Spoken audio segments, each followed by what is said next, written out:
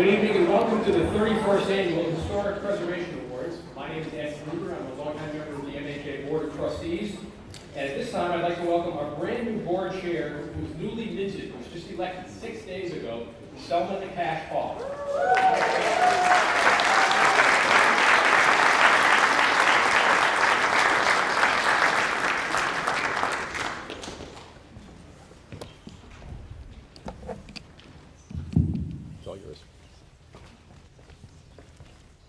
Thank you, Ed, and thank you all for joining us at the 31st Annual HPA Award Ceremony. It's wonderful to see all of you here back at St. Anselm's, and they are such a wonderful host venue for us. I know that as I circulated and spoke with many of you, you are all saying the same thing. So we are just delighted to be able to host you here, and we thank you for coming.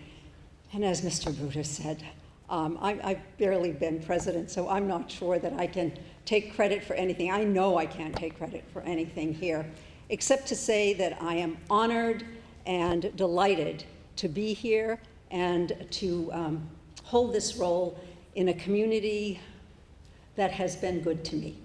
So I can say thank you to all of those people who did actually do things this year. And foremost among them is our immediate past chair, Colleen Kurlansky. She was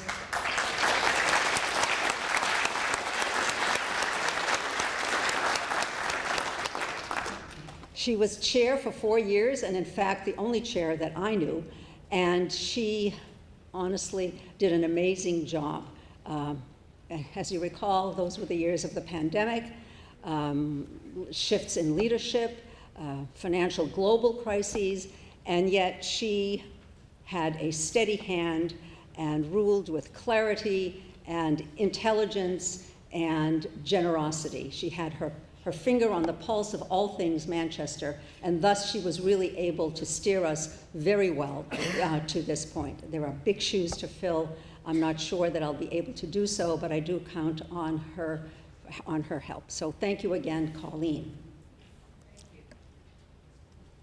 Also, this event today, as I said, has just been marvelous. And we have 2 women of our board to thank for that, Laura Gamache and Sue Gelinas, who have spent hours, and they've done everything except for cooking the food. But anything that looked pretty.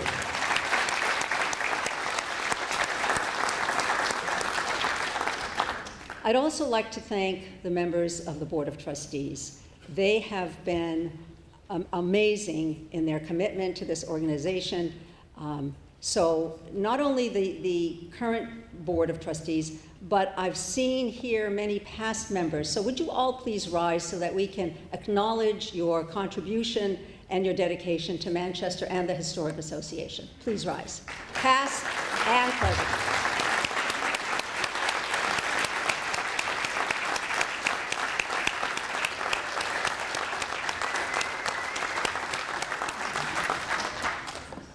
Certainly the board attends meetings and committee meetings and does all of that, but the work of the organization is handled by a very small but absolutely wonderful staff. And the work that they do each day, every day, is absolutely amazing. If you've been to the Research Center, you know how immaculate our collections are kept. And that is due largely to Dan Peters, our archivist. Dan has done beautiful work for years and is now going to be transitioning to another role, and we hope that he will be as happy there as we have been to have him. He's been ably assisted at the Research Center by Mark Mastromarino. Thank you, Mark, for the work that you do. At the Milliard Museum, this wonderful little place in the Milliard, we have a cadre of volunteers, and you saw many of them here tonight, always greeting with joy and absolutely delighted to help in any way that they can. So we thank them immensely, as well as Beverly Peters, who is the Visitor Services Associate, and Beverly up there, thank you. And also Bill Clayton, who manages to keep some very old buildings very nicely cleaned and well-kept. So thank you all for that. If you've seen a woman in a gorgeous dress with a smile on her face running around everywhere today, you have seen our Director of Education, Christy Ellsworth. What she does every day surpasses education. It is everything and anything that anyone asks of her. But the hallmark of her presence is her overall joie de vivre. She is just ebullient and upbeat and has a can-do attitude. That, coupled with her expertise in art and her ability, which is phenomenal, of working with fourth graders and all of those young kids, is just absolutely amazing. So we thank Christy, who, by the way, is a graduate of Central High School and a former student of mine. So it's come back.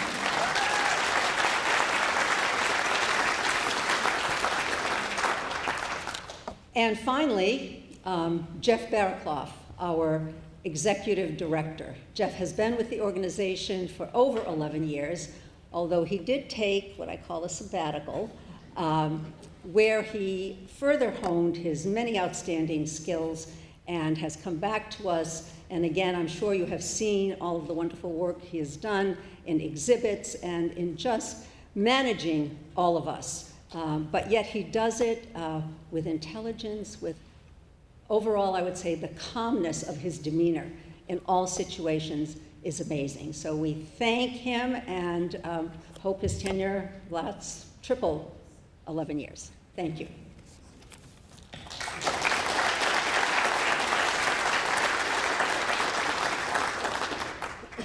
Manchester has a rich history, and the MHA showcases that. From a small village settlement on the banks of the Merrimack to the Queen City today, Manchester has been a haven for so many. Here, immigrants have thrived. They came looking for a place that they could set down roots, a place where they can work and raise a family. And they did so in the mills, in factories, in construction sites, everywhere. As time went on, others came to this community as well. Technology, higher ed. Manchester is a thriving place. But there's more to Manchester than just that. There is a sense of community here, and it's that on which the Manchester Historic Association builds. My husband, who is not a native, calls Manchester the biggest small town anywhere. And I think you know what I mean by that. You can go to the Puritan, you're going to know everybody. You can go to the Acropolis in Athens, Greece, and you're going to meet someone from Manchester. Actually, it did happen to me. But that's who we are. A famous person once said that a people who have no knowledge of their history, their origin, their culture, are like a tree without roots.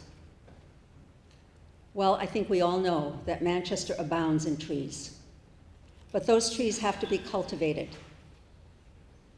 And so it's incumbent upon all of us, each of us individually and all of us collectively, to invest in this community, to invest in the Manchester Historic Association, which is a steward of all of this. And tonight's HPAs, we are delighted to be highlighting all the good that is in Manchester. But the HPAs are simply a microcosm of all that we represent. We're honoring institutions, businesses, individuals who have invested in this community, who have learned from the past, brought it into the present so that it can endure into the future. That's what we're about. We thank you for your support. We thank you for your generosity.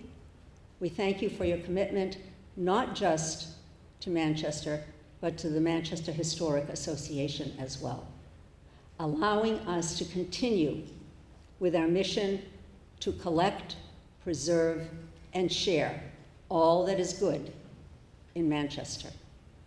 Thank you.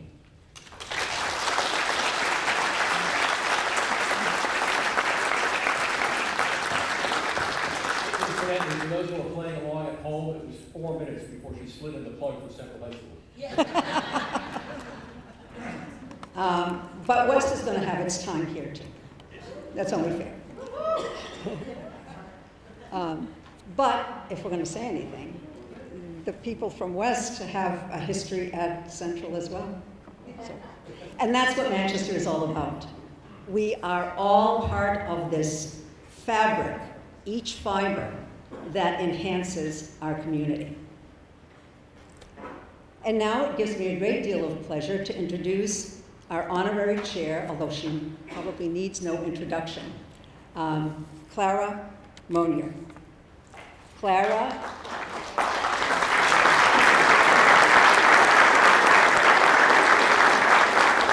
was raised in Bedford and currently resides in Goffstown. She earned a master's degree in urban planning and geography at St. A's and has been active in her greater community for most of her life, serving on the state and national levels. She's the former executive director of New Hampshire Housing, having also served as the director of Region 1 of the United States Department of Health and Human Services. She is a 2021 recipient of the Business and Industry Association's Lifetime Achievement Award and is currently a board member of Amoskeag Industries. And this is only a glimpse into her very extraordinary life of community service. But there is also one other element of her CV that we're most proud of today, and that is that she is a former member of the Board of Trustees of the Manchester Historic Association. We come full circle here in Manchester. Join me, please, in welcoming Clara Monier.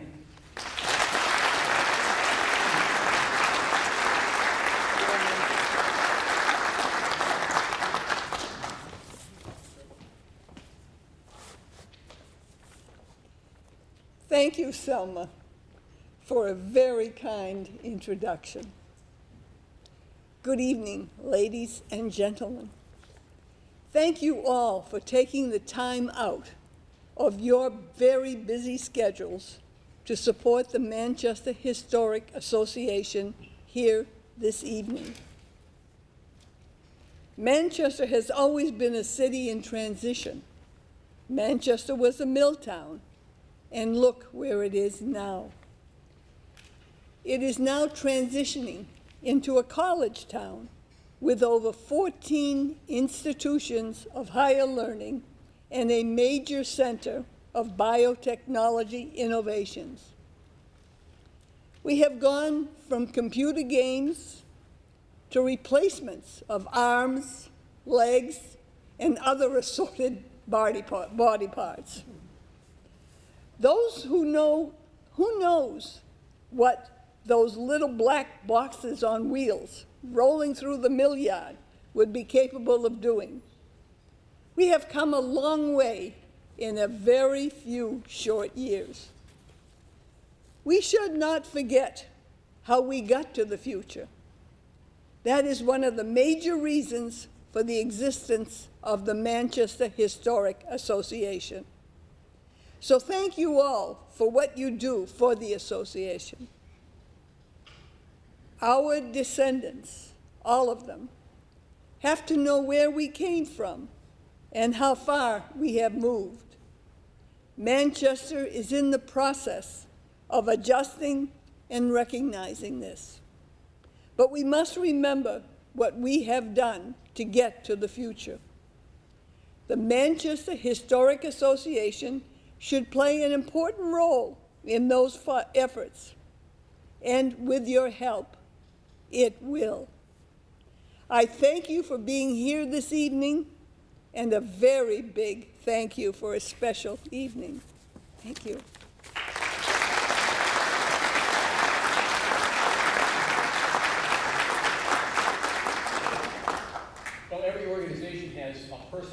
top and keeps all the plates spinning. And for the Manchester Historic Association, that person is our executive director, and it gives me great pleasure to welcome Jeff Bericlaw.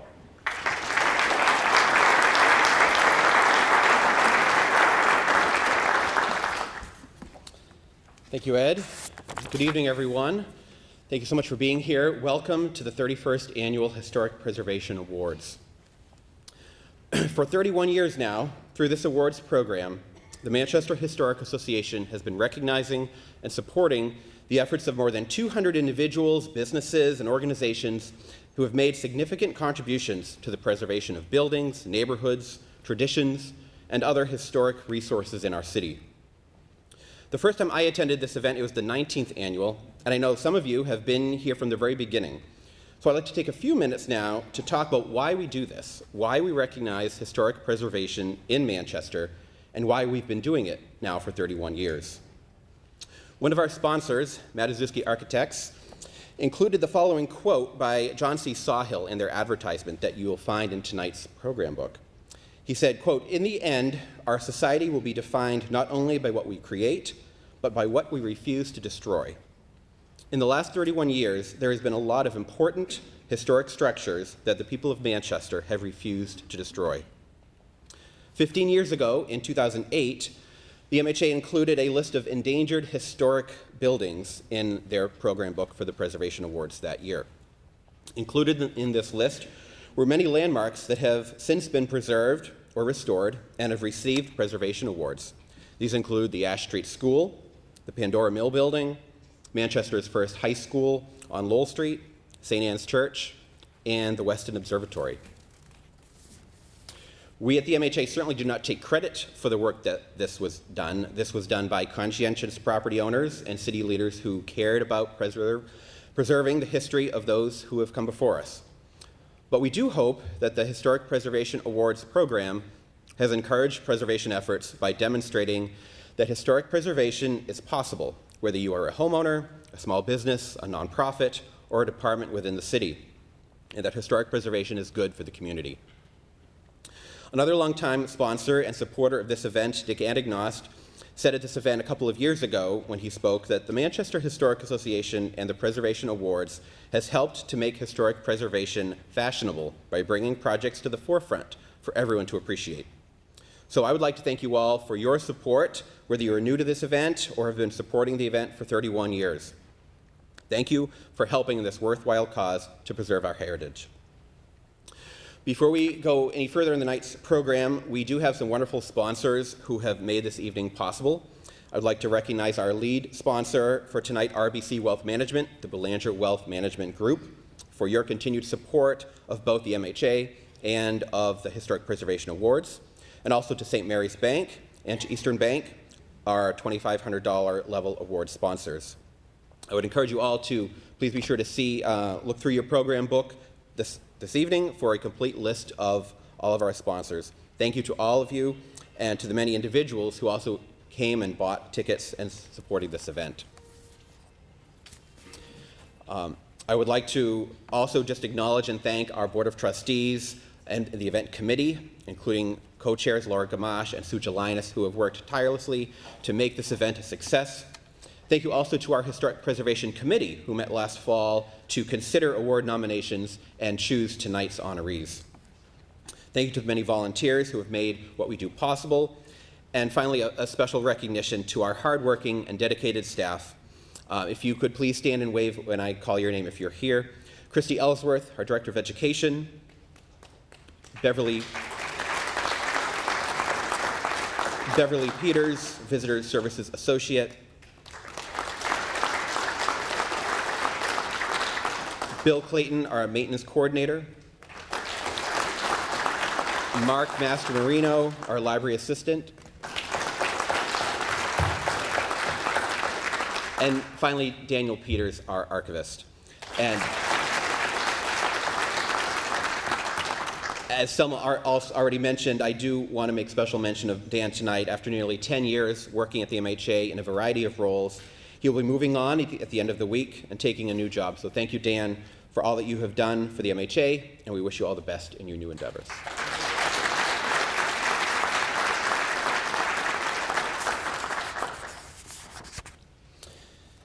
So the mission of the Manchester Historic Association is to collect, preserve, and share the history of Manchester. So I'd like to take a few minutes now to share some of the highlights of the past year to show some of the ways that we have been doing just that. In 2022, we were finally able to welcome school field trips back to the Millyard Museum following the pandemic. We had more than 1,400 children visit the Millyard Museum last year and are expecting, by the end of this year, more than 2,000. Not counting the pandemic, over the past 5 years, we have actually doubled the number of school children who visit the museum. And not only are we seeing more children, but we are updating and offering new program options for them. These options include new scholarly scavenger hunts, a Children of the Mills program where kids learn about child labor and what life was like for mill workers, and new hands-on activities where kids take part in exercises such as weaving, archaeological digs, and city planning. We have also partnered with several youth-serving nonprofits in the city to supplement their programming, including Girls at Work, the Girl Scouts, the Manchester Police Athletic League, and we partnered with the Sea Science Center to conduct a series of oral history interviews with 20 different people representing a variety of STEM disciplines, from software to high-tech engineering, all in Manchester. And this is something that we feel will serve as an important record for Manchester industry at this time in our history. We've also partnered with local colleges, including St. Anselm, for our first-generation freshman programs. And we continue to reach and engage with new audiences through our social media campaigns, including profiles of prominent women during Women's History Month in March. Beyond educational programs, we continue to offer new things to see at the Millyard Museum and have seen an increase in over 2,000 more visitors to the museum compared with last year. At the museum, we continue to offer rotating temporary exhibitions that focus on a particular topic or artist. This past winter, we produced an exhibition highlighting the photography of Frank Kelly, a prominent Manchester photographer from the mid-20th century. And our current exhibition, that opened just a month ago, showcases the works of the artist Henry W. Herrick. Herrick was a talented wood engraver, book illustrator, and watercolorist from Manchester in the 1800s, as well as a poet and a historian. And this exhibit takes advantage of the extensive collection of artwork and paintings that the MHA owns that are by Herrick and features many of his works from throughout his long and illustrious career. Speaking of our collection, we are continuing to update the permanent exhibit at the Millyard Museum that chronologically tells the story of both Manchester and the Enniskillen Mills. A few recent highlights include the neon Pandora sweater sign that was installed in the museum, as well as 2 long-term loans, a John Stark statue by the sculptor John Rogers, and a model of the Millyard that was done by the Manchester Housing Authority in 1967, just prior to urban renewal when some of the mill buildings were taken down. Our collection is continuing to grow and be well cared for at the MHA Research Center. Each year, we take in dozens of new donations of historical objects that enhance our collection. Each object we have helps to tell the story of Manchester and Manchester's people. And every new item that we accept helps us to expand that story and to more completely preserve the city's history. If the object is not on exhibit at the Millyard Museum, it is stored in our archives and cared for at our research center on Amherst Street, our headquarters building since 1931, and where dozens of people come each month to research and learn about the family, their property, or other topics of interest. And we continue to conserve and preserve important artifacts already in our collection, like this leather-bound presentation Bible from 1856 that was signed by members of the Piscataquag Church Sunday School in Manchester, with conservation work done to both the pages and the binding. We also launched a new website at the end of last year. The site has a fresh look and is mobile responsive. And from that site, you can access our online database, where volunteers have spent countless hours digitizing and uploading historical photographs and other materials from the MHA's collections. We also offer a number of walking tours, lectures, and other public programs throughout the year. These include our popular actor-led tours partnering with the Majestic Theater, including our Best of Amoskeag event that was held just this past March at the Millyard Museum, a walking tour of Manchester's West Side, talks about local historical topics, and our popular American Girl doll tea parties. And speaking of the tea parties, let me just take a moment to recognize my colleague, our Director of Education, Christy Ellsworth, who received the prestigious Excellence Award for this year from the New England Museum Association, in part for her work at the tea parties.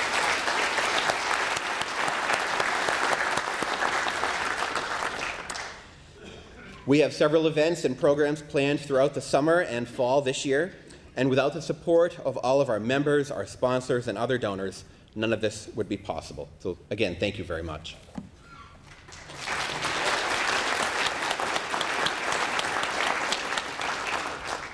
Well, this is the part of the program which we call the Ask, and as you probably know, we receive those city, state, or federal funding. So we depend upon supporters like you to fulfill our various missions. That is to collect, preserve, and share the history of our great community. We hope that tonight you will consider making a donation to help support the many ways that the MHA helps this community by preserving its history. If you do choose to raise your hand tonight to make a pledge, we have board members who are stationed throughout the room who will be handing out stars. Please keep your hand in the air as they can hand you a star with a corresponding amount, which will enable us to help process your pledge most efficiently after the program. So to begin, let's start at the $1,000 level. As an example of what your donation of $1,000 could do, you could help subsidize a new exhibition at the Millyard Museum, such as ones we just saw photos of, our current exhibit on the works of Manchester artist Henry Herrick, or our previous exhibit with the photography of Frank Kelly. Would anyone tonight be interested in pledging at the $1,000 level? I see a hand in the second part of the crowd, right on. Yes, Mr. Dreyer, thank you very much.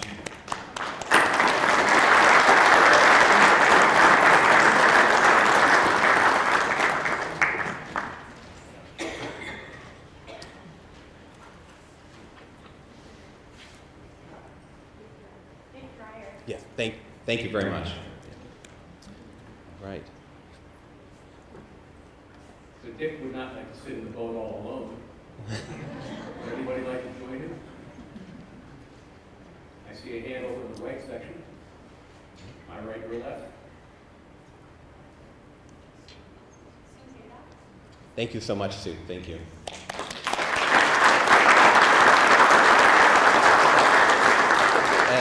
And Michael Duffy down in the front as well. Thank you, Michael.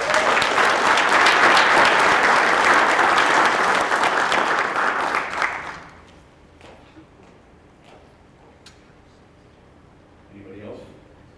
We don't want to rush too soon. We will move on to the next category, which is the $500 donations, for which your pledge can help subsidize a field trip to the Millyard Museum that would cover an entire elementary school class, plus the staff time doing the presentations, and the school bus coverage to get them there. We are continuing to grow the number of students, as Jeff mentioned in his report, the number of kids who are getting to the Millyard Museum each year. And the state of New Hampshire requires all fourth graders to have a history, a local history component with their curriculum. So we meet that need for lots of schools across the state. So would anybody like to pledge the $500? See a hand down here in the front. Thank you, sir. Back, I'm seeing lots of hands. I can only see the hands. With my eyes, I can't see the faces, but I can see the hands. Nancy McNish, thank you. Yvette in the front, thank you so much. Are there others at the $500 level? See, Shannon is right here giving out stars. Incidentally, we haven't explained the stars. We will in a minute how they work, but hang out to those till the end of the evening, and that's how we'll redeem all these wonderful pledges. Anyone else for the $500 level? I see a hand back here in the upper level, on the last row. Thank you. Of course, there's nothing stopping you from coming up to any of us after the program is over if you'd like to make your donation in a more confidential way. We appreciate that, so. Yeah. We should take a moment here to point out that all of those who have made pledges so far will receive a great gift bag that Ed is modeling. This gift bag is filled with some wonderful items, including gift cards to Cafe Lorraine, Fratello's Italian Grill, T-Bones and the Stark Brewery, as well as a beautiful print of the Manchester Mill Yard by Gene Tellman. The gift bag also includes a bottle of wine, and those wine bottles are currently over at Davison Hall as the centerpieces on the tables. So if you pick up your gift bag tonight, be sure to also go back to Davison Hall where we will have dessert and grab one of those wine bottles. There are some other items in the bag as well, in total a value of over $150. And so these gift bags will also go to anyone who will pledge at the $250 level. So if And I believe we have a limit of 30 of these available. Yes, Correct? yes. So if anybody would like to raise their hand on the $250 level to get these exclusive gift bags, I'm seeing lots of hands right here. In fact, you have one right in front of you, Judy. We'll wait just a moment for our volunteers and members of the trustees to get out there with their stars. And just a correction to what I just said, the wine bottles have actually been relocated over to here, so you don't have to go far to get your wine.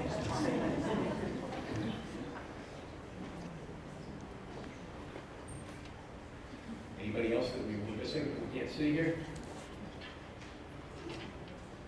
Again, if you'd like to make a donation, we miss you here, see us at the end of the program.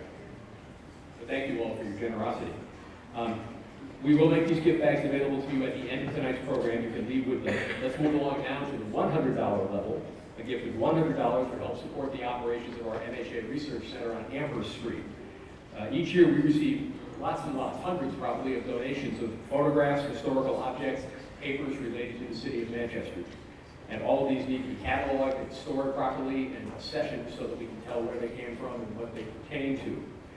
We also digitize items and make them accessible through our online database. And it's something of a joke that we talk about how we need acid-free boxes to store a lot of this paperwork in so that they don't degrade over the years. So a $100 donation would help us buy these expensive but specialized acid-free boxes. So do we have somebody that would like to, I see a hand up front here for the $100. I see another hand. I see a bunch of hands. That's great. Thank you all very much. We really appreciate that.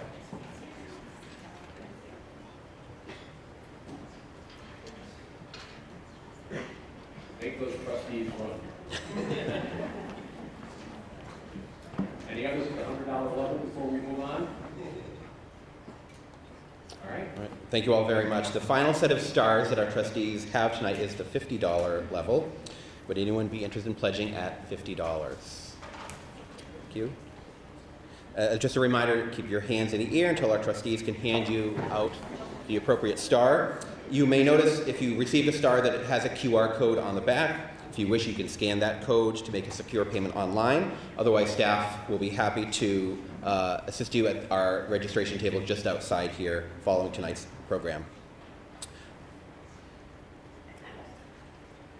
So on behalf of all of our members, thank you so much for your support and your generosity. Thank you.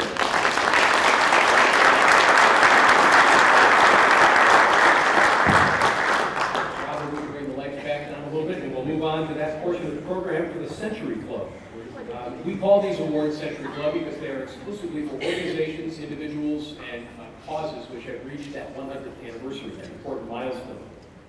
So the first Century Club award that we are awarding tonight goes to Manchester High School West, which has a series of events coming up over the next few weeks, including a back-to-school social June 1st and a museum gala on June 17th. Please welcome Principal Richard Deschamps.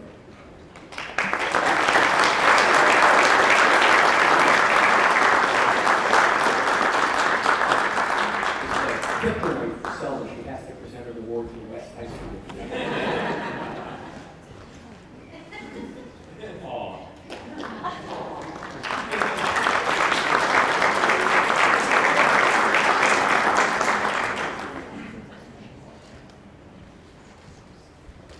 Our next Century Club award goes to the Manchester Country Club, which has been bringing people together through a long legacy of great golf and great memories.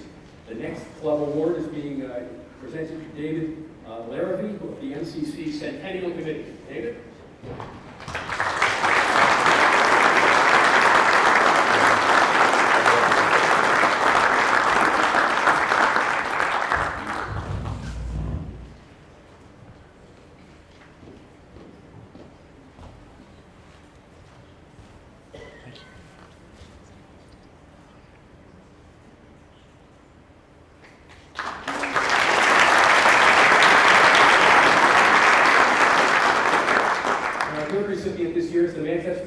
Lions Club, a local chapter of the Lions Club International, the world's largest community service organization. The Manchester Club was chartered on June 15, 1923, making it the oldest Lions Club in New Hampshire. Here to accept the award are Jean Lemire and Dick St. Jean.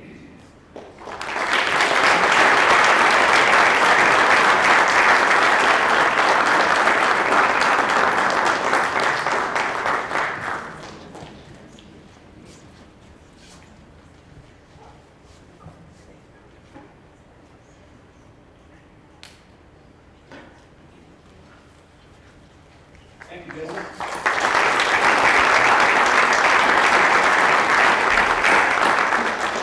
And now let's move on to the 2023 Historic Preservation Award. Christmas time, 2022, an unexpected on the door. An older couple asks for an unusual favor. They wonder if they could look around because they got engaged in this very house some years before. The owners gladly show them around. Imagine the visitors' delight when they see the unchanged fireplace in front of which they were engaged 60 years ago. This is a house with history. Two old family names in Manchester are Stark and Rowell. In the early 1800s, long before there was a textile city on the Merrimack, both families owned vast farm acreage starting at the Merrimack River and continuing east all the way to the Chester town line. Well, tonight we're focusing on a parcel bequeathed to Greatest Stark in 1812 by his famous grandfather, General John Stark, on River Road across from the State Industrial School, better known today as the Sununu Youth Development Center. Greatest built his house, a barn, and a carriage house there and farmed the land. In 1842, this parcel was sold to Captain John Page Rowell, who in turn sold it to his son Ephraim in 1868. Our story really starts, though, in 1876, when Ephraim tore down the original house and built a beautiful new Victorian on the original foundation. Ephraim Rowell was primarily a farmer, but he had a particular knack for assessing real estate, for which he became well known and well off. His new house was a two-story structure with storage and workshop L. The first floor featured 6 rooms with a large bay window facing south. Upstairs, there were 6 bedrooms, all with large windows and abundant light. The house was finished with Michigan pine, furnished by Albert S. Sawyer. Stone came from Blanchard's Ledge in Concord. Brickwork, stonemasonry, and painting were all done by local craftsmen, and the house was topped later on with an Irish balustrade. Well, Ephraim and Mary Rowell made it their home until her death in 1892, and his 4 years later. Their 2 sons inherited the house, but one of them, Roland, only lived until 1906. When the other son, Charles, died in 1926, something of a scandal transpired. Charles Rowell was unmarried and had no children. The entirety of his estimated $200,000 estate was left to the family housekeeper, Miss Bridget Alice Bradshaw.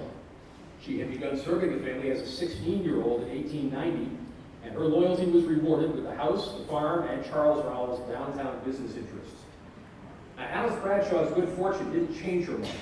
She was quoted in newspapers as saying, "I shall make no changes, but shall live here and do just as I think Mr. Rowell would like to have me do." She continued living at 1053 River Road with her sister and nephew until she sold the property in 1944. Well, the new owners were Carl and Charlotte Freiburg, who set about completely restoring the Victorian house and gardens. First to go was the massive barn and haylofts. The carriage house was retained and moved closer to the house. The 19th century workshop was replaced with a 20th century kitchen, screen porch, and sundeck. Dr. and Mrs. Freiburg broke up the lawn space by planting clumps of trees and shrubbery and creating inviting gardens. A modern heating plant, new electrical wiring, and up-to-date plumbing were all undertaken. The couple converted 2 of the 3 downstairs fireplaces into more modern fireplaces, which required extensive masonry work. A vintage heating stove was left in the 3rd fireplace. Under the front hall stairwell, note the novel understair closet space. The house features several original tin ceilings, and beautiful glass transoms and Victorian chandeliers provided illumination. The Freiburg's efforts were documented in an April 1962 New Hampshire Profiles article, which is the source of many of these black and white images that you're seeing tonight. The Freiburgs sold the property to another doctor, Thomas Foley, who in turn sold it to Dr. Michael Murphy in 1983. Murphy had grown up in the neighborhood and he had always admired the house. The Murphys had been outstanding caretakers, but executed some projects of their own. They turned a small kitchen into a bigger one by removing a wall and creating a sunken family room. They also removed an upstairs wall to make a master bedroom and bath, complete with jacuzzi, and converted an upstairs closet into a second bathroom. They have beautifully maintained the property by painting when necessary, installing new windows and a new roof. Let's take a moment to enjoy the house as it exists today.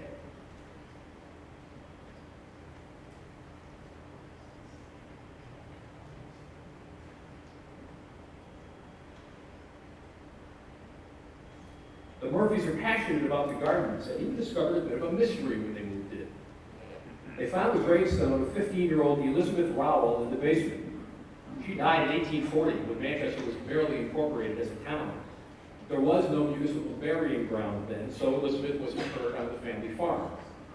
She was moved to Pine Grove Cemetery with other family members in 1879, but her original grave marker remains on North River Road as a fascinating conversation piece.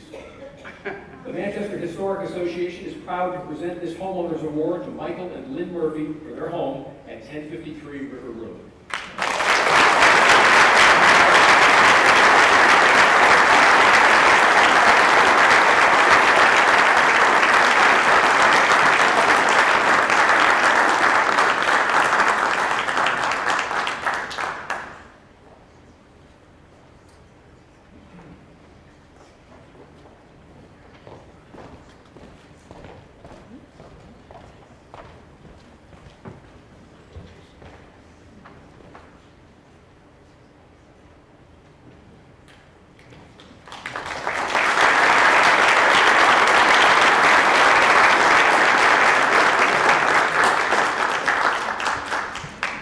Thank you all very much.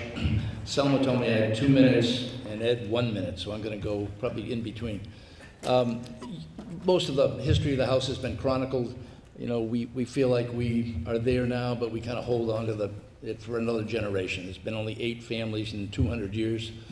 In fact, 200 years ago this year, General John Stark died. Rather amazingly, at 92 years old. But he had given this land to his grandson 10 years prior to that in 1810. I'd be remiss not to mention a couple of people who have been very important in helping us maintain and keep the house as it is. First off, Mark Shackelford, who is our painter, who did such an amazing job on the exterior. We took a little bit of a leap of faith, going with a little more bold color scheme. After he first put on 1 coat, I thought Lynn was going to be up on the widow's walk. But he said, no, wait for the 2nd coat, wait for it to dry, and sure enough, it ended up being, I thought, beautiful. Secondly, Stanton Landscaping does all the heavy lifting in our gardens. We do all the fun stuff. They do all the heavier cleanup. And we had an awful lot of old, even though 1940 the Freibergs redid things, we still had a lot of antique wiring, etc. And Dick Wimet is an electrician who did extensive work rewiring the house and modernizing it. So, and last but not least, Cindy and Rick McLaughlin from Upstairs Downstairs have been instrumental in choosing color schemes, both inside, outside, wall coverings, etc. And she's been pretty indispensable. So thank you all very much. We really appreciate this.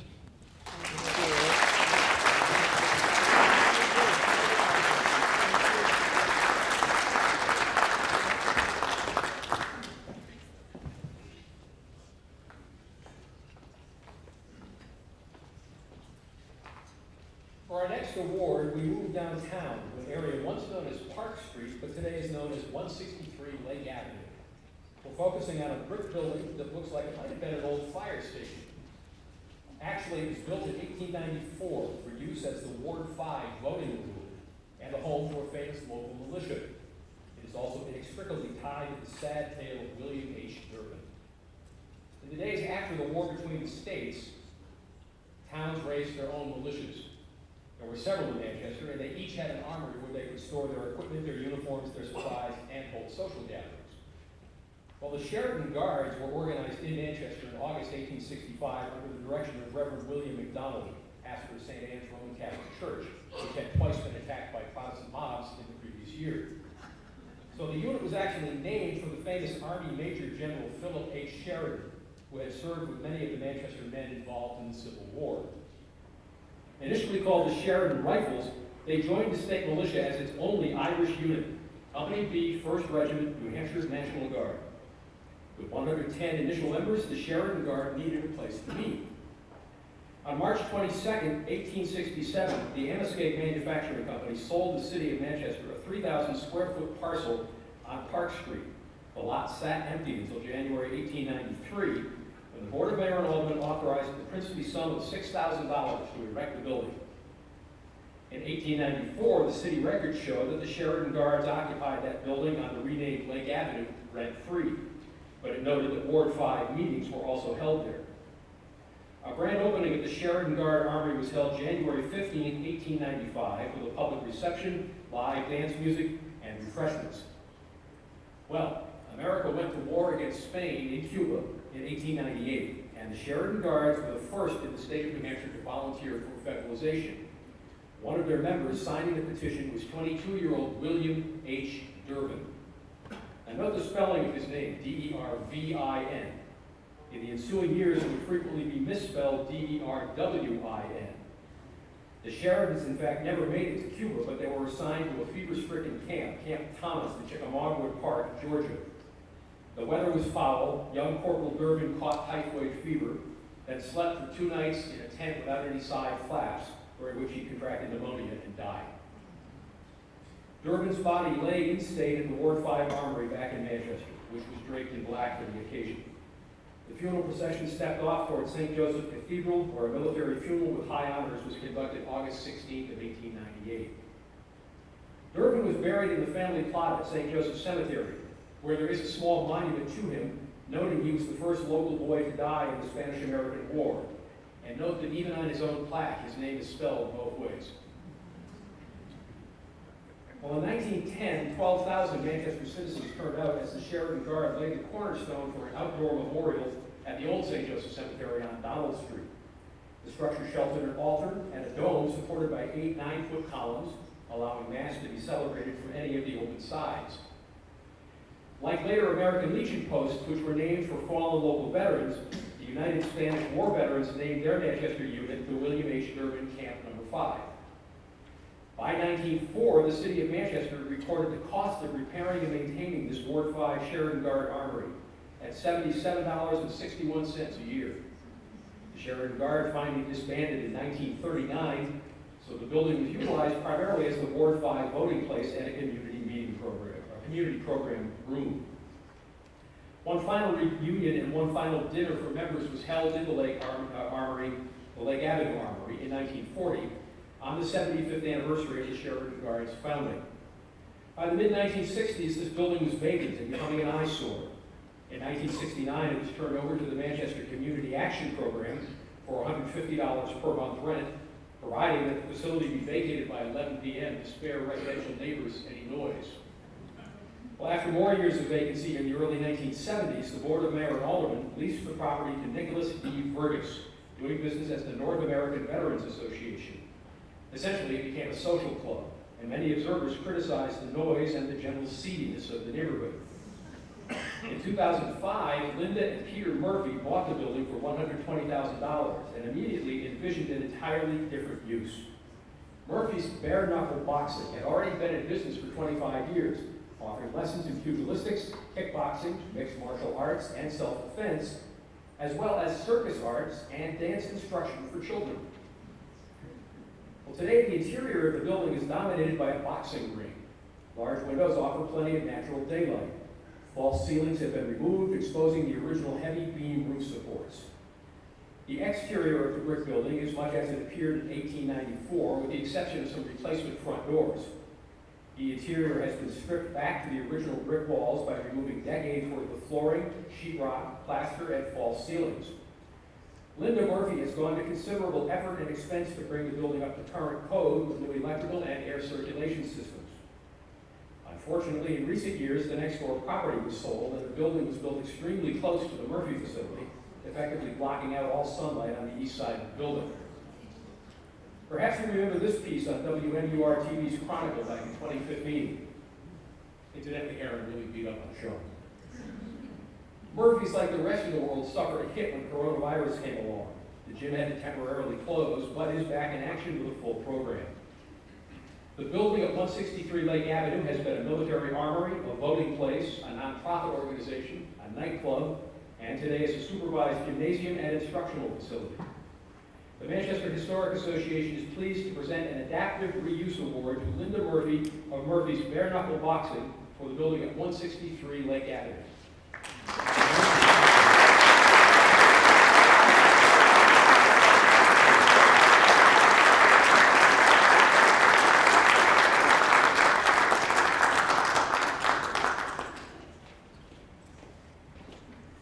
Heather, is this you in the pictures? I don't think that's me. I don't know. That's one of your circus arts colleagues. That's one of us.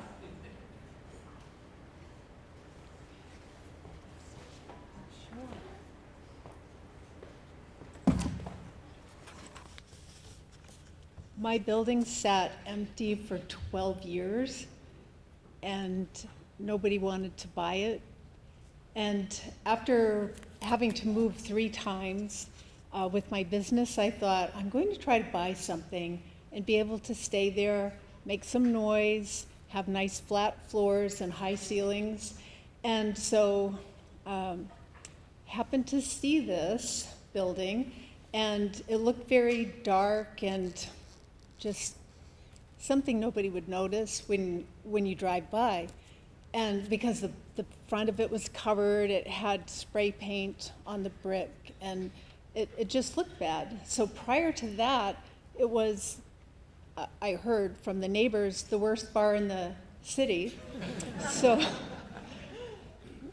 and it is got a neighborhood that hangs out with each other, and they would come in and tell me stories about how their shoes got stuck in the grenadine, and so it was just interesting, fixing it up and getting to meet some of the people that came by. And I thought, I'm going to put glass in the front and put flowers in the front and make it nice. And people thought I was crazy. And I said, no, if we make it nice, people will respect it. And that's been the case.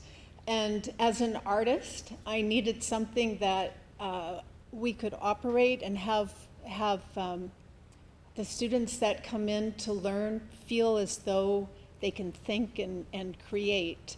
And so this old, large space works very well for that. It looks like an armory. It has the strength of an armory. It has the feeling of a church. And it feels like a home. And a big goal of ours is to empower people and have them feel comfortable and have them have a safe space. And so we've just got a heavyweight title for King of the Ring, which is New England, New York, beyond. First one in his family that went to college. He won the heavyweight title Saturday night, graduated from SNHU Sunday morning. We got a 165-pounder elite boxer that came in second in King of the Ring. In the circus arts, my daughter, who's with me, performs beautifully. She did a TEDx. They're now being asked to do a fashion show in New York City. So we have a lot to practice and create because that needs to be on point for New York City. But lots of kids and very fun adults, good feng shui in this building. And so I'm so grateful to get this award because I've been in the grind for years, and to have somebody come up and say they appreciate the work that we're doing there is really nice. And so I'm glad to have taken this old building and given it a new life. We're going to do a second phase as we're coming out of COVID and get it fixed up a little nicer, so maybe you can all come by for a party sometime. We have our last one, chess boxing, which is really cool.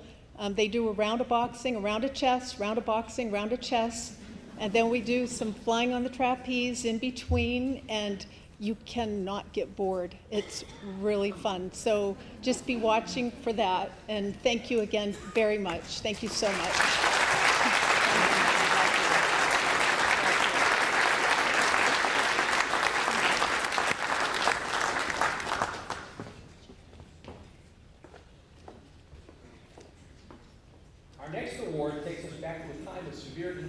strife in America.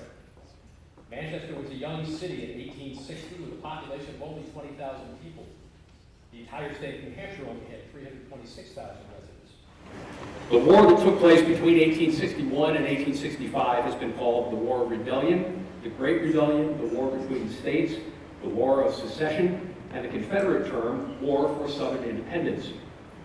Northern writers refer to it as a civil war because of their belief that individual states had no right to secede from the Union. Southern writers labeled it the war between the Confederate States of America and the United States of America. At its simplest, northern states opposed slavery and southern states favored it. Both sides resented the other, telling it how to live. On April 15, 1861, President Abraham Lincoln issued a call for 75,000 men to suppress the Southern Rebellion.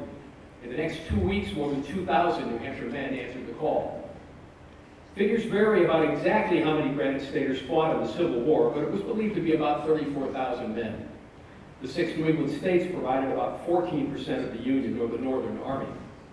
In all, Manchester sent 2,687 men to the Civil War. 86 of them were killed outright, 59 more died later from their injuries, 188 succumbed to disease, and more than 400 were mortally wounded. Many locals did their part in the war effort, including noted artist Henry Herrick. His ink-wash print of soldiers and their cannon is in our MHA collection, and of course it's just part of the special exhibit of Herrick's work that opened in the Millyard Museum last month. City leaders began serious talk about building a soldier's monument in June of 1877. One issue was finding the necessary funding, but there was also serious debate about a location. It was originally planned for Tremont Park, bordered by Bridge, High, Pine, and Union Streets. Of course, today that area is known as Pulaski Park, or a whole different military monument was built in 1938. By March of 1878, Manchester officials decided to locate the Soldiers' Monument on the northwest corner of Merrimack Square, a nearly 6-acre plot that the Amosgate Company sold to the city for $1, bounded by Central, Elm, Merrimack, and Chestnut Streets. Clearer thinkers suggested moving the monument to the center of Merrimack Square, which then became known as Merrimack Common. Today, of course, it is known as Veterans Park, and this monument is one of the most photographed scenes in the city. It was designed by architect George Keller of Hartford, Connecticut. He actually drew the plans for a Civil War monument for Buffalo, New York, but when they disagreed on whether or not a fountain should be included, Keller offered the concept to Manchester. Aldermen here authorized an expense not to exceed $22,000. The firm of Frederick and Felt of Quincy, Mass. Was hired to build it, and a dedication ceremony was held September 11, 1879. The cornerstone was laid the following May 30th. The center column of New Hampshire granite rises to a height of 50 feet from a circular pedestal.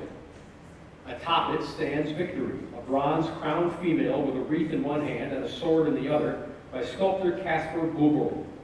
Around the base are 4 bronze figures: the artilleryman, the cavalryman, the infantryman, and the sailor. All 5 bronze figures were cast at the National Fine Arts Foundry.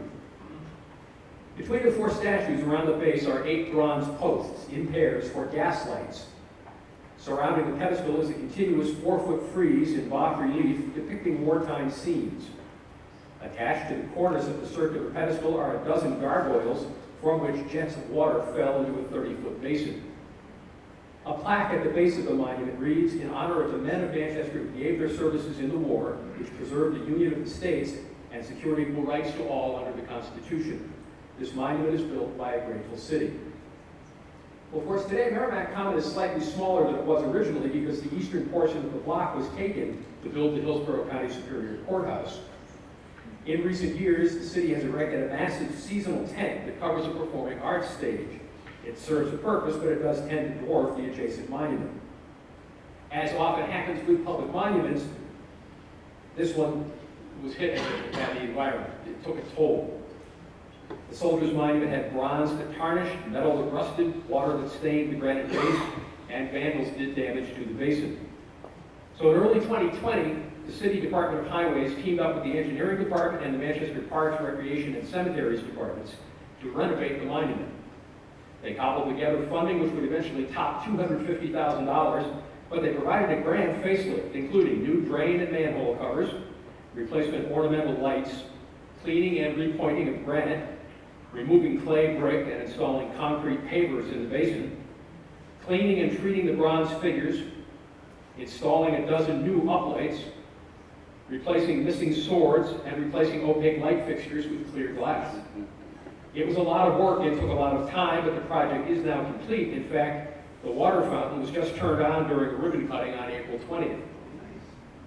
Tonight, we are pleased to present this restoration of a City Landmark Award to the City of Manchester for the Civil War Monument at Veterans Park. Accepting the award is Mark Gomez, Chief of the Parks Recreation and Cemetery Division.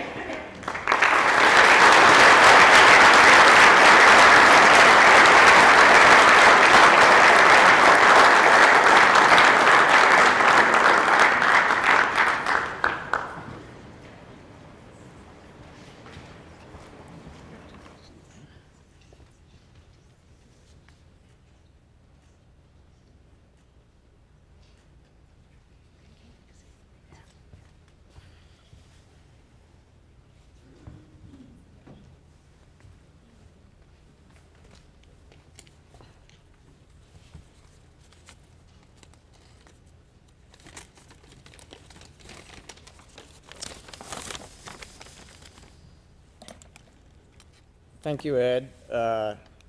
Thank you, Manchester Historic Association, for this award. I get the honor of accepting it and wearing the flower, but the truth is the project was an enormous team effort involving several key personnel, not only from Parks and Rec, but also other divisions within the Department of Public Works, other departments across the city, private contractors whose expertise was indispensable. None of it would have been possible, of course, without the recognition from the Board of Mayor and Aldermen that preserving this wonderful monument was a worthwhile use of taxpayer money. The phrase team effort is sometimes thrown around too readily, I think, but this really was one, and I want to take a few moments to recognize all those who were involved. Restoration work began with detailed scoping and scheduling done by two Highway Division engineers, Casey Moran, an excellent project manager who has since moved on to a position with the state of New Hampshire, and Owen Friend Gray, who is now our Deputy Public Works Director. Once field work began, associated concrete coatings repaired the crumbling fountain bowl, repointed joints, and generally made sure the base of the monument was in working condition and looking good. I know a few folks from ACC are here tonight, so I just want to call out their names: Mark Guimont, Christine and Tom Hall, and Laura Paquette. Thank you very much for your work.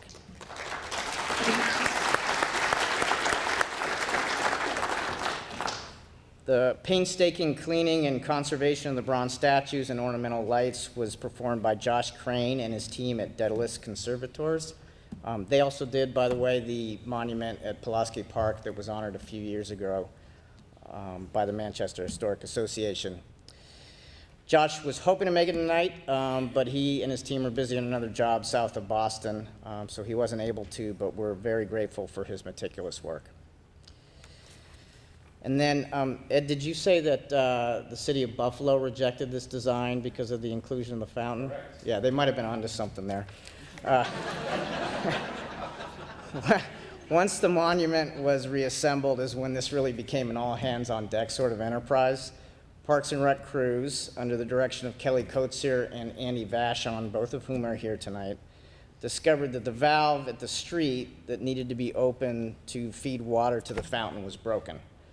So Waterworks stepped in and repaired the valve, but that led to the discovery that the old pump inside the fountain was no longer working. So Parks personnel worked to remove, repair, and reinstall the pump, but that led to the discovery by our irrigation technicians, Josh Caswell and Matt Scheid, that a new time clock needed to be wired in, which was when we brought in the facilities division electrician, Jeff Grenier, to work it all out. Anyway, that was the last piece, thankfully, but the end product, I think everybody agrees, was well worth it. If I could just say in closing real quickly, I'd like to thank the Manchester Historic Association, not for this award per se, but for all you do throughout the year to help celebrate Manchester's fascinating history. The exhibits at the Millyard Museum, the local tours, the library and online catalog, which we have used frequently in Parks and Rec. So anyway, it's special to get an award from an organization such as yours. Thank you.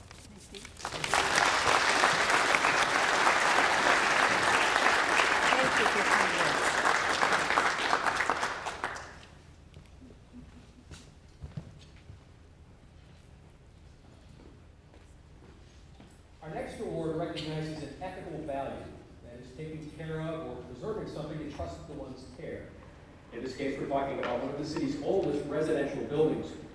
In April 1841, the Amescate Manufacturing Company donated a parcel at the corner of Chestnut and Lowell Streets to the city for use as a schoolhouse. Opened initially as the Lowell Street Grammar School, in 1847, the second floor became Manchester's first high school, and later it was known as the Manual Training School. In December of 1843, the textile company sold 6,000 square feet of land and 2 adjoining parcels on Lowell Street to Horace Gordon for residential use, price tag $350 a piece. As was typical at the time, the deed from the Amescate limited each parcel to just one dwelling house, with no on-site trade or manufacturing allowed for a period of 25 years. Well, the next month, Amescate unburdened itself of the rest of the block by selling the parcel at Lowell and Montpine Streets to the brand new St. Michael's Episcopal Church. We'll be back to that in a moment. I suppose we could say that Horace Gordon was Manchester's original real estate flipper. Less than 4 months after buying the 2 lots on Lowell, Gordon sold one of them to Benjamin Kinsley for $400. 2 months later, Kinsley flipped part of it to Isaac N. Riddle for $150. It was Riddle who built the house that we honor tonight in 1844. And incidentally, Isaac Riddle was one of the founders of this organization. The actual address of lot number 364 is 98 Lowell Street. After Isaac's death in 1875, the property passed to his stepdaughter, Fanny, seen here in the carriage. This image was taken just up the block on Lowell Street. If the name Riddle sounds familiar, perhaps you have visited the Ursula Chapel at Pine Grove Cemetery, which Fanny built in memory of her mother. Well, Fanny Riddle remained at 98 Lowell Street until her death in 1901, a total of 57 years. There is evidence that she was using the building as a boarding house as early as 1880. This area of Lowell Street, directly across from the Hartnett parking lot, was originally part of a very fashionable neighborhood. There were several beautiful private houses on the block, and of course the high school building next door. During the 1900s, the Riddle House changed hands numerous times. Deed holders included Howard N. Bond, Betsy and George Lovejoy, Ernest Underhill, Blanche Underhill James, Jenny Lacasse, Teresa J. Cody, and Edward and Evangeline Murphy. In 1980, the Murphys sold 98 Lowell Street to the city of Manchester, which put it to several uses, including group housing for the homeless, an emergency shelter, and even housing for cast members of the New Hampshire Performing Arts Center. In 1997, the city sold it to the successor of St. Michael's, which by now is known as Grace Episcopal Church, which has used it for the church sexton's residence, Sunday school classrooms, and is home to city year corps members. The building itself is a fine example of pre-Civil War Greek Revival style, featuring panelized corner pilasters, ovalo crown molding and capitals, a heavy entablature, gable end pediments, and a classic portico. It once included a one-story kitchen L connected to a carriage house on the back street. The church undertook an extensive restoration in the late 2000s, including removing asbestos siding, rebuilding the large corner pilasters, repairing window sills, the water table and trim, and replacing the top of the pediment shelves and the portico roof with new copper. Since then, the church property committee has replaced the big roof and done maintenance work as needed, including a painting project finished last summer. The committee may look into further grants to restore the original windows, which were lost to vinyl replacements before the church bought the house. Well, we're here about the changing neighborhood. In the late 1990s, the Manchester Institute of Arts and Sciences received a $26 million endowment from arts patron Mary Fuller Russell. It expanded into the New Hampshire Institute of Art, taking over several downtown properties, including the old high school building, which was moved several feet closer to Lowell Street to make room for a modern multi-story dormitory high-rise. However, in 2018, New England College absorbed NHIA. And just recently, the college announced it would sell most of its Manchester property and move the arts program back to Henniker starting this fall. What will happen to this dormitory remains to be seen. At the same time, developers plan to break ground any minute now on a multi-story residential building and parking garage on what is currently the Hartnett parking lot. The little house at 98 Lowell Street, now known as Grace House, will be dwarfed by the high-rise buildings surrounding it. The stewardship that we acknowledge tonight will be more important than ever. The MHA presents this stewardship award to Grace House at 98 Lowell Street, and accepting the award on behalf of Grace Episcopal Church is Michael Duffy.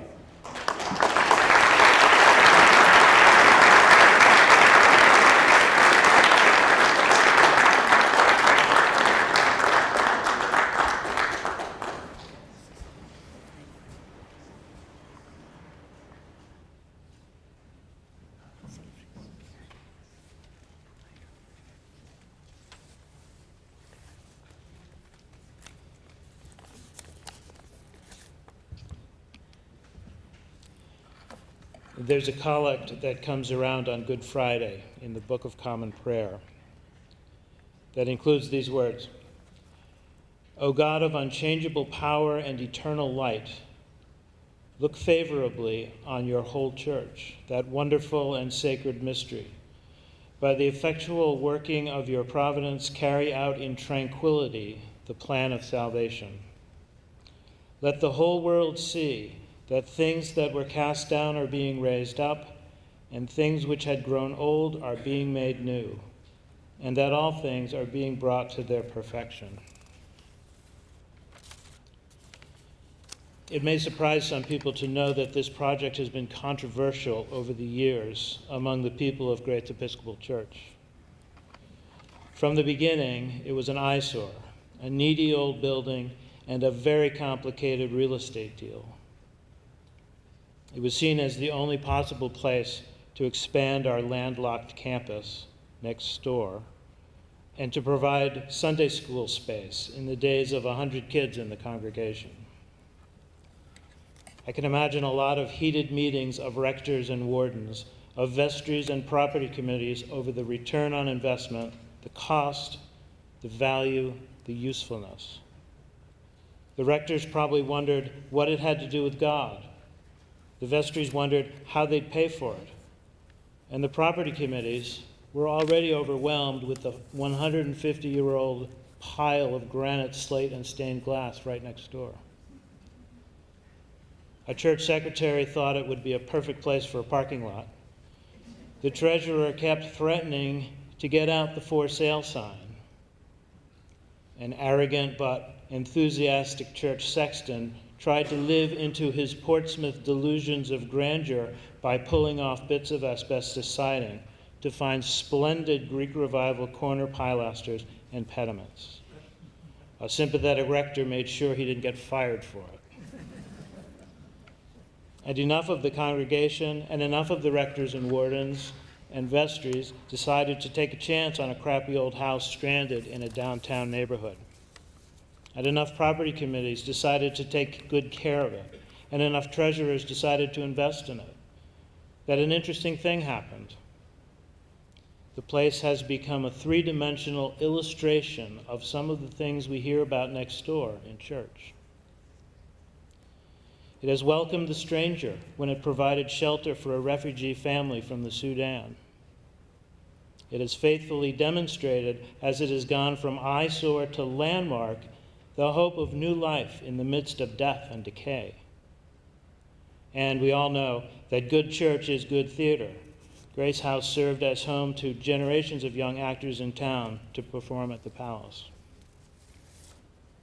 Tonight we give thanks to all those parishioners, all those rectors, wardens, property committee volunteers, and staff members over all these years, and to the MHA for recognizing and honoring their good stewardship.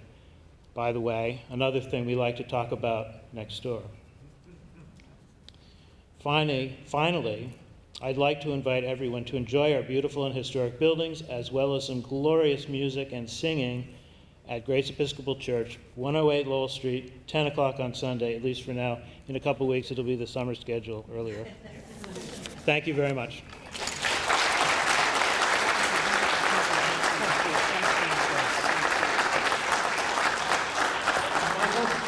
Before we go, I understand that this day is significant for you personally for another reason, so I hope you all join me in singing happy birthday tonight.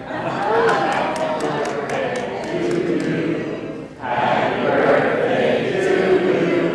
Happy birthday, dear Michael. Happy birthday to you.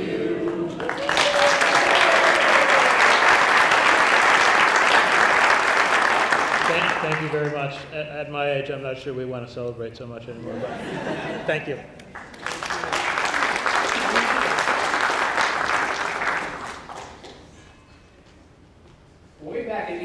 1996, the founders of the Manchester Historic Association proposed our Articles of Association, and one clause charged future members with preserving such articles or relics of the Aborigines and early settlers of the country as may be obtained.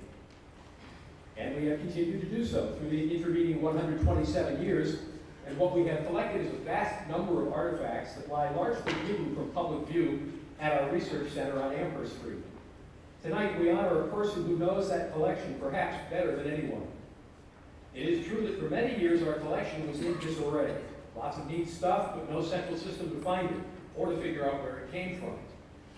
And so it was that one day in 1996, former MHA Executive Director John Mayer put an ad in the New Hampshire Archaeological Society newsletter, seeking volunteers to help sort and document our collection.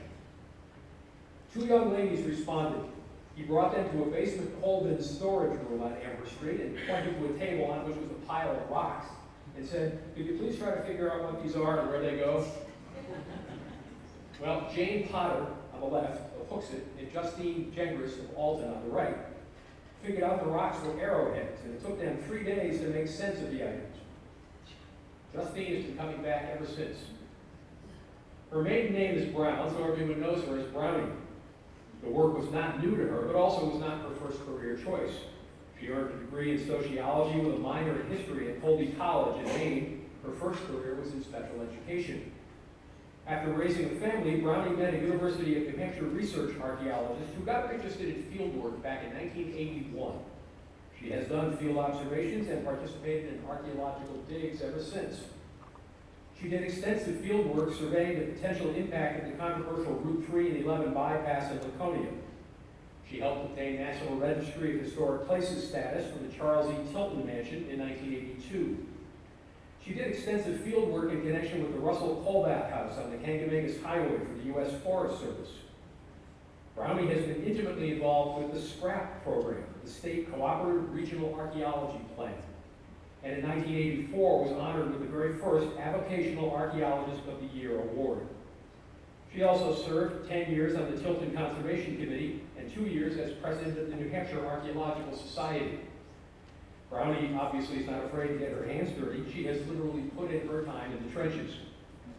In fact, while working on a potential highway expansion along the Connecticut River back in 2002, she even made a few new friends. Since 1996, Brownie has volunteered countless hours for the Manchester Historic Association, creating finding guides and databases. She worked alongside Jane Potter for many years until Jane's death in 2014. In the old days, everything was typewritten, but couldn't easily be searched. Brownie admits that she resisted word processors at first, but quickly came to appreciate their value. When computers came along, she dove headfirst into the world of spreadsheets. You might wonder why we need such extensive databasing or spreadsheeting at the MHA Research Center. Well, for starters, we are the custodians of more than 70 private collections of archaeological objects, which arrived in various states of organization. For example, the Edwin P. Richardson collection of rocks, spearheads, and pottery was collected by one of the MHA founders and contains more than 300 individual items. Then there are hundreds of artifacts from the Harlan A. Marshall collection. Marshall was a former curator at the MHA.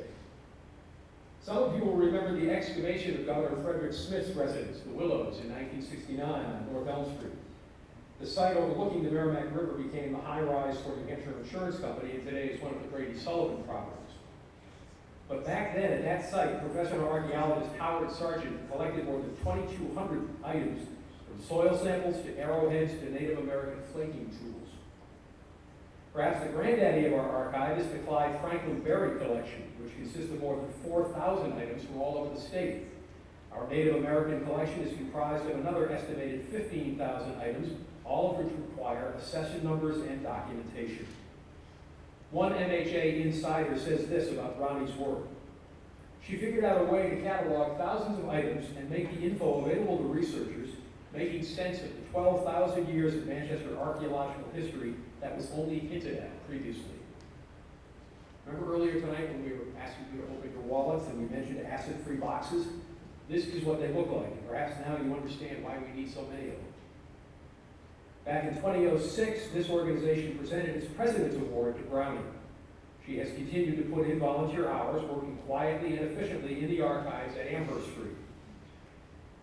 The Manchester Historic Association is deeply grateful for her years of dedication and behind-the-scenes organizational skills. Tonight, we are pleased to present this Lifetime Achievement Award to Justine Brownie Jengers.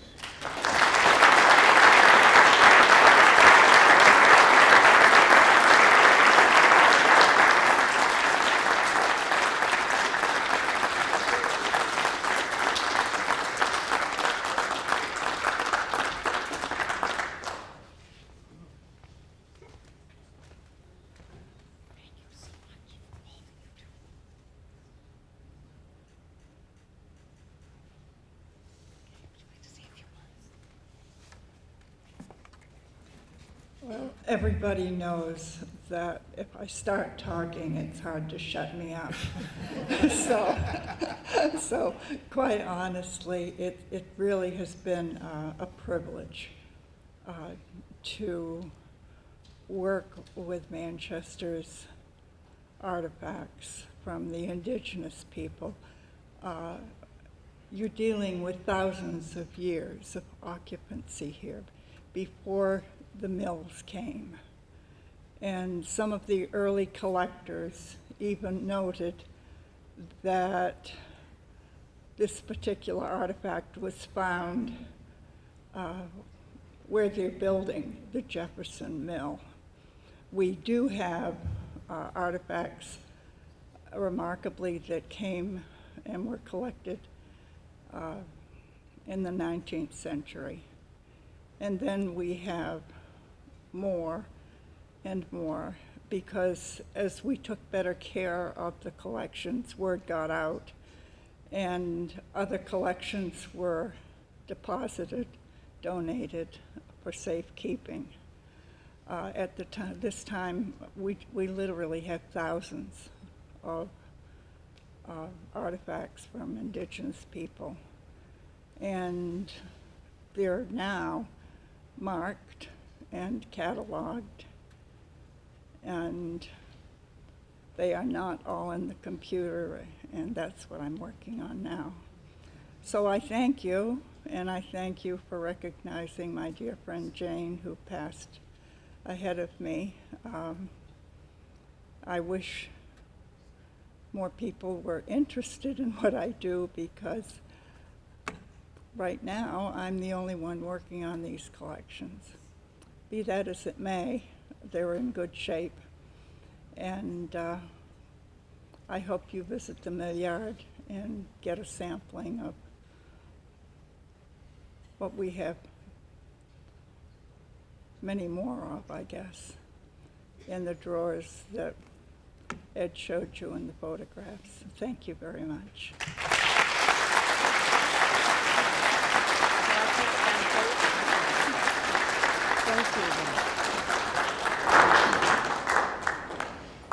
Thank you, Brownie. An eloquent push for volunteers, too, so thank you for that. That concludes the formal presentation tonight. We invite you to all join us back in Davidson Hall for dessert and coffee. Those of you who made pledges tonight, we ask you to redeem those out of the front table just before you go. And the 30 of you who are eligible for the gift bags, make sure you pick those up and your bottles of wine that go in them. Thank you all once again for supporting the Manchester Historic Society. But before we go, we really do owe a great deal of thanks to our own Ed Bruder, who is a technological whiz, whose command of all things history and technology is absolutely superb. So Ed, we couldn't do this without you. Thank you.